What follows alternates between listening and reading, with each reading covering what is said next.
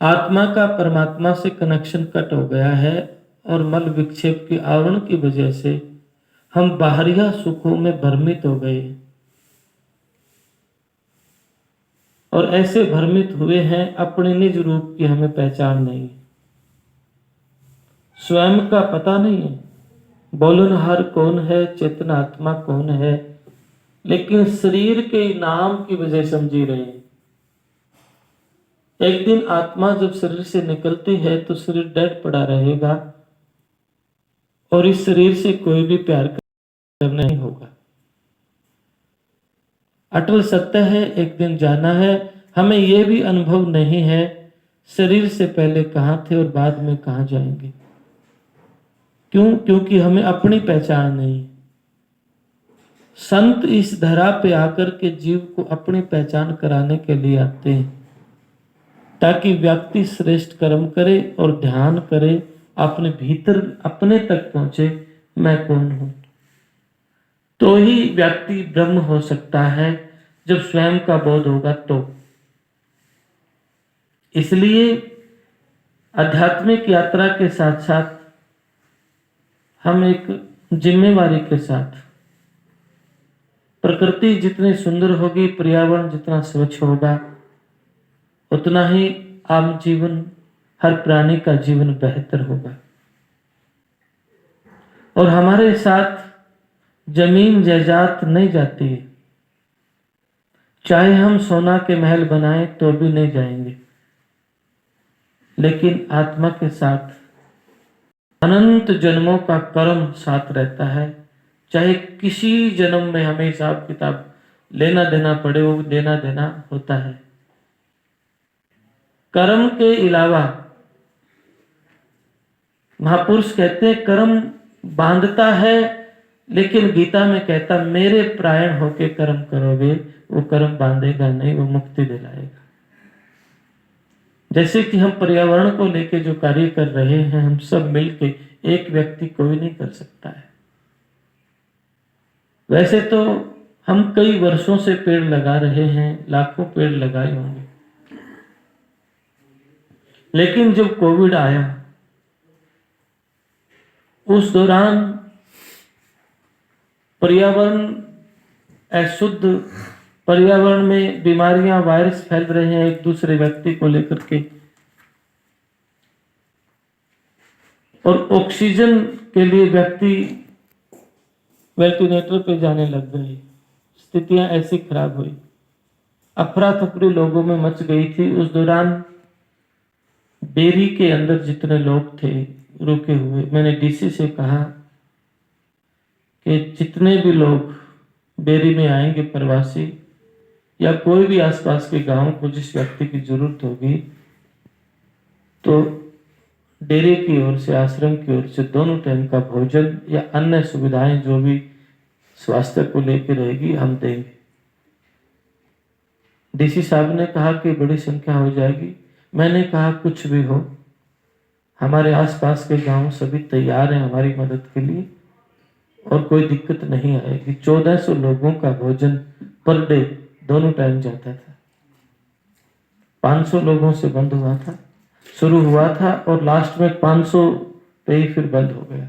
बीच में 1400 लोगों का पर डे दोनों टाइम भोजन आश्रम से जाता था।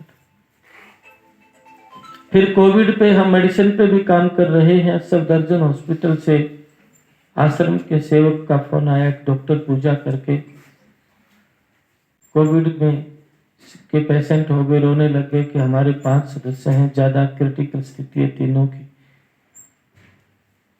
तो पता ना क्यों गॉड गिफ्ट कहें, मालिक की कोई देन कहें, कोविड आने से पहले 1.5 वर्ष पहले मैं गुजरात के अंदर वायरस पे कोई काम करके आया था किसी जड़ी बूटी पे,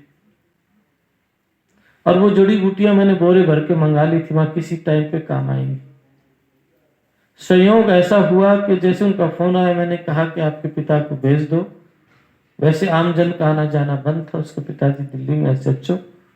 मैं कहा उनको भेज दो, मैं दवाई दे दूं। दवाई तैयार की आचार्य जी, ये महापुरुषों का देन था, मेरा अनुभव रहा भीतर का, उसके अकॉर्डिंग हमने मेडिसिन बनाई।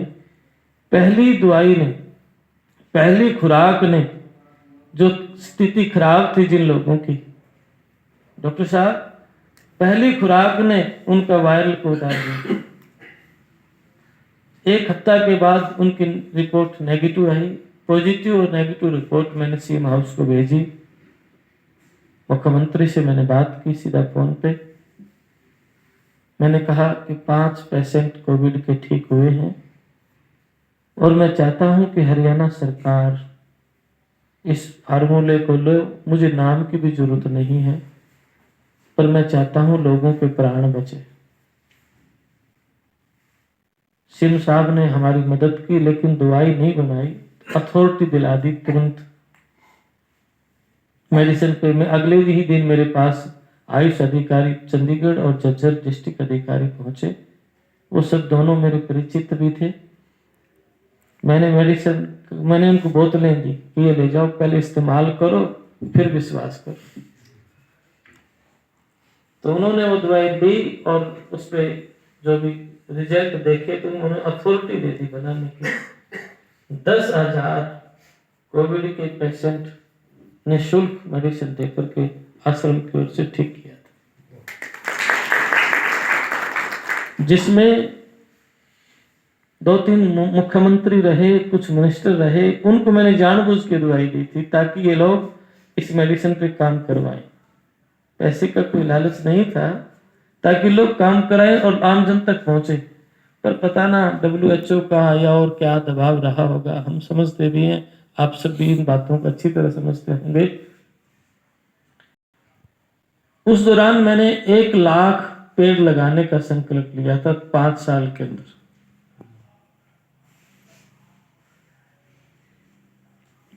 दो साल में 21 और 22 में 40,000 प्लस पेड़ लग चुके हैं, जिसमें 8,000 के करीब तो त्रिवेणी है।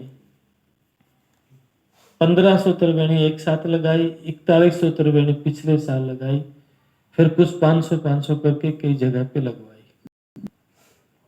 4100 त्रिवेणी में हरियाणा के फॉरेस्ट मिनिस्टर भी साथ में थे हमारे, कंवरपाल गुर्जर शिक्षा मंत्री हैं जो, और कृषि मंत्री भी हमारे साथ थे, और ओम प्रकाश धनखड़ भी आश्रम में साथ में पेड़ों को वितरण करवाने में हमारे साथ रहे।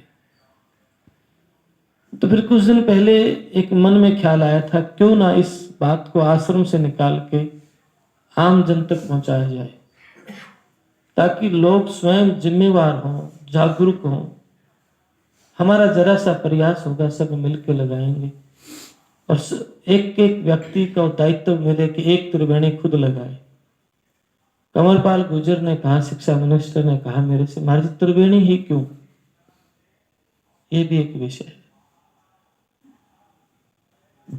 आजकल छोटे छोटे पक्षी खत्म होते जा रहे हैं, चिड़िया हैं, मोर भी खत्म होते जा रहे हैं, क्योंकि बड़े पेड़ नहीं है।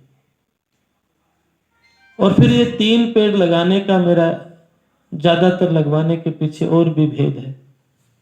बड़, पीपल, नीम के फल लगते हैं जो पक्षी खाते हैं। आजकल हर जगह रुकावटें, जहर और बाड़ बना के पशुओं को, लोगों को, पक्षियों को रोका जा रहा है, लेकिन फल खाएंगे और पुण्य लगाने वाले को मिलेगा। शिक्षा मंत्री ने कहा, महाराज जी ये तो LIC की तरह काम करता है, जीवन के साथ भी और जीवन के बाद भी। जिसने पेड़ लगाया पुण्य उस आत्मा को मिलेगा। बंधुओं, जातियों की जहर से ऊपर उठना है, और पर्यावरण के लिए कोई जाति मायना नहीं रखती, कोई व्यक्ति मायना नहीं रखता। हम सब एक होकर के और ज्यादा से ज्यादा पेड़ लगाए। और त्रिवेणी लगाने का एक तरीका रहेगा, इकट्ठे एक खड्डे में पेड़ नहीं लगाने, त्रिभुज आकार में 8 पेड़, 8 के इस फुट के हिसाब से, एक पेड़ यहाँ, एक यहाँ, एक यहाँ, ताकि वो ऊपर जाके मिल जाए पिरामिड की तरह।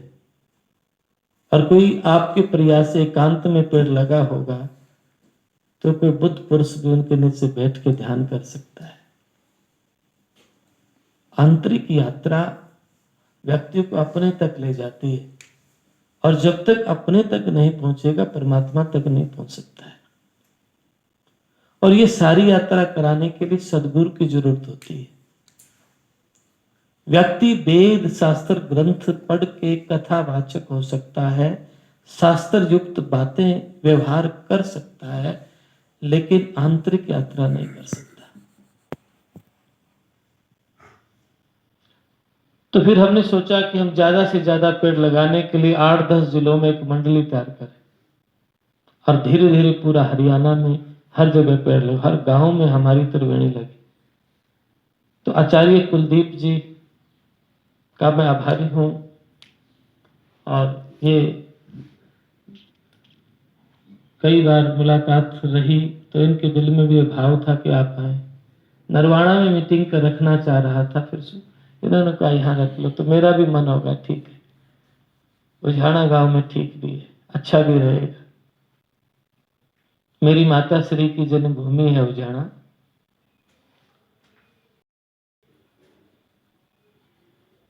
तो नरवाणा के अंदर जितने भी गांव आते हैं, हर गांव में कम से कम 5 त्रिवेणी लगे। ऐसी हम एक टीम गठित करेंगे, या 10, 11, 20 लोगों की, और वो टीम हर गांव में से एक एक नगर प्रमुख, उनके साथ 2-4 आदमी, वो एक व्यक्ति को कम से कम 5 त्रिवेणी की जिम्मेवारी मिले। और जिस वक्त पेड़ लगाएंगे, नरवाणा का एक व्यक्ति इंचार्ज आचार्य जी रहेंगे, तो उनके पास सारी बातें होंगी। एक दिन निर्धारित करेंगे वो जो, तो नरवाणा के अंदर ही वो कार्यक्रम करेंगे। पेड़ वहां पहुंच जाएंगे, निःशुल्क, किसी से कोई पैसा नहीं लेना है। बड़ पीपल नीम के पेड़ होंगे, त्रिवेणी लगानी।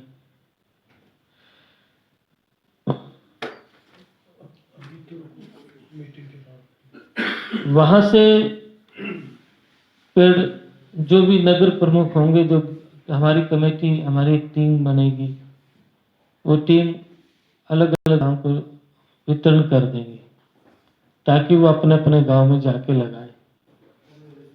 ध्यान रहे, मैं एक छोटा सा उदाहरण कई बार देता हूं। एक जंगल में आग लगी थी,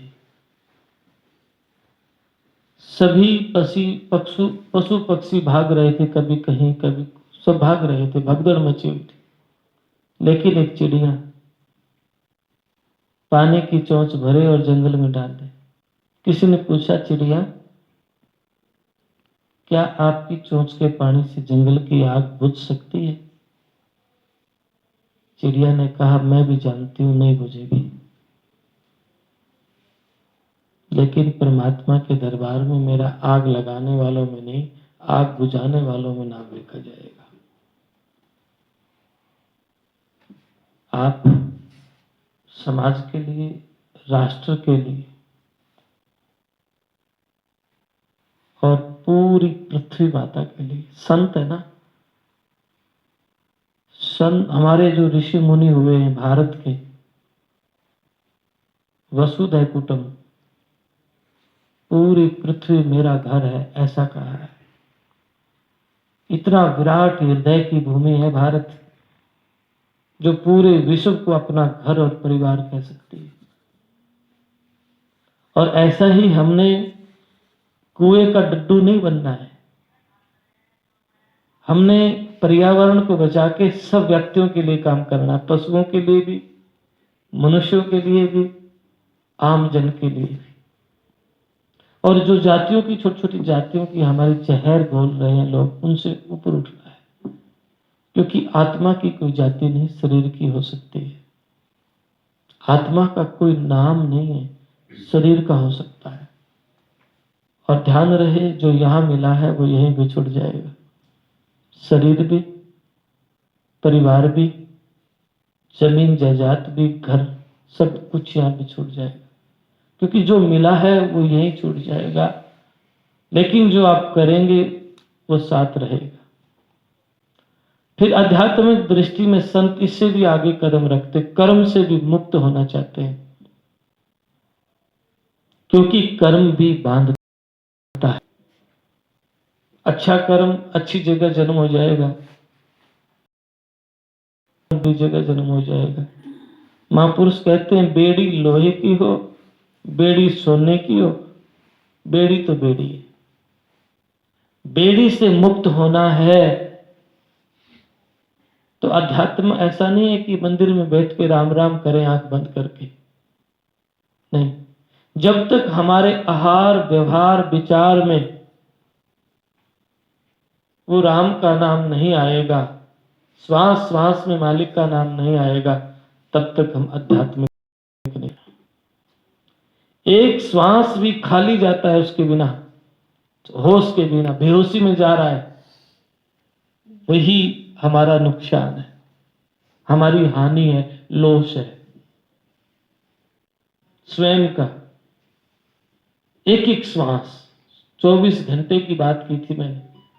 स्वामी नित्यानंद दयाल कहते हैं जैसे दिए का तेल धीरे धीरे समाप्त होता है, पल पल आयु घटे नर तेरी, जो दीपक में तेला है, बुझे जोत तन भवन अंधेरा, क्यों इतने पर फैला है, हरि नाम बिना मन मैला है।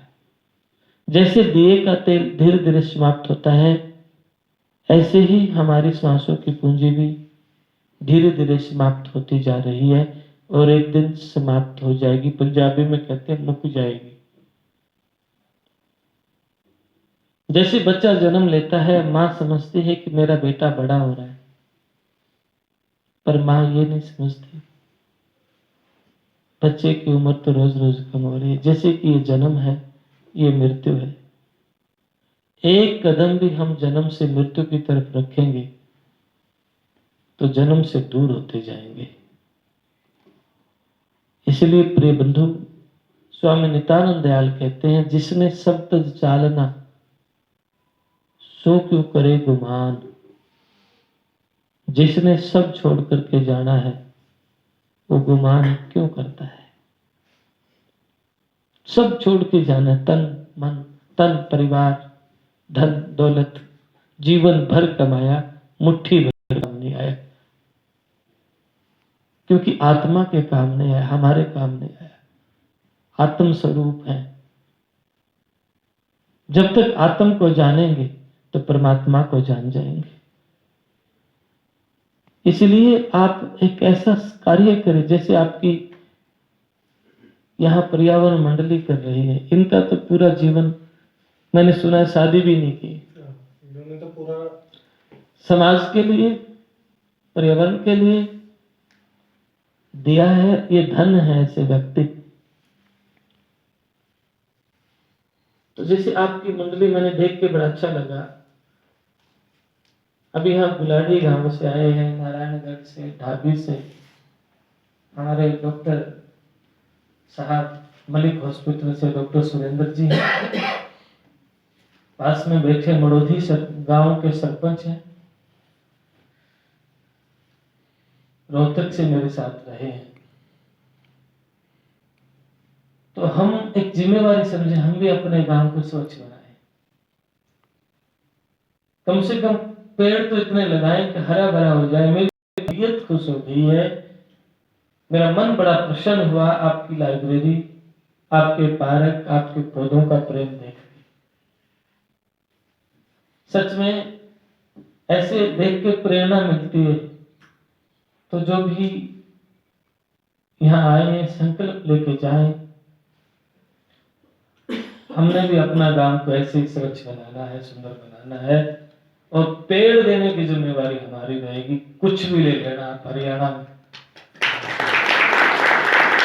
जो पेड़ कहेंगे आपको पेड़ मिलेंगे। बड़ पीपल नीम के साथ साथ फूल पौधों के, हार श्रृंगार के, जितने भी आपने पेड़ चाहिए, अच्छे अच्छे पेड़ गांव के पास, गुड़हल के पेड़ जिसके फूल भी आते हैं, औषधियां भी काम आती हैं। और गुड़हल का फूल जो लाल होता है, वो गुड़हल का फूल एड़ी से चोटी तक काम करता है, शरीर में बाल का आखिरी छोर तक काम करता है, ऐसा आयुर्वेद कहता है।